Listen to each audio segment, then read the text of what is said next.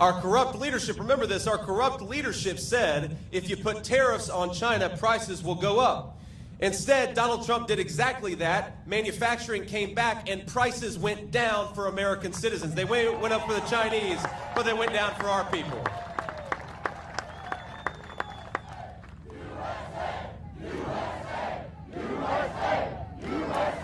Because when you make your own stuff with the hands of American workers, the whole country prospers. We know that in Michigan better than anywhere. Now, our corrupt leadership said if you enforce the border, people south of the border are going to suffer. But Donald Trump recognized that his first responsibility as president was to the American citizen and not to anybody else. So he shut down that border. He shut off the drug trade. He drove the cartels out of business, and he had overdose deaths falling in this country. What an amazing thing it was.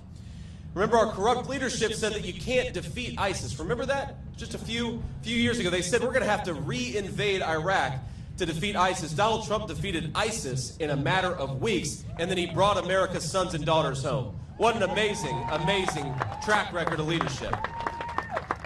But let's be honest, the country wasn't broken in 4 years, and 4 years was not enough time to root out all of the corruption. So while Americans were getting richer, a lot of bureaucrats and globalists were getting poorer. That was the story of Trump's term. So Kamala Harris, she and her corrupt handlers, they came up with a plan. Now, they couldn't beat Donald Trump in an honest debate, so they decided to engage in censorship. They were going to censor Donald Trump, and they were going to censor his supporters. Now, remember, back in 2020, they lied about Biden's corruption and covered up the fact that his family got rich by selling access to the United States government. And Kamala Harris was there for all of it.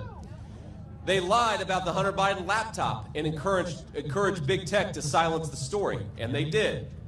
They lied about COVID coming from a Chinese lab, and they censored anybody who disagreed. Kamala Harris even went on national TV and said Joe Biden was as sharp as a tack. Even he was clearly mentally incompetent to do the job, and so it's obvious what's been going on, right? Kamala Harris has been calling the shots. And by lying about his mental fitness for the job, she got what she always wanted, which was more power. And what was the result? On her watch, gas prices are up 50%.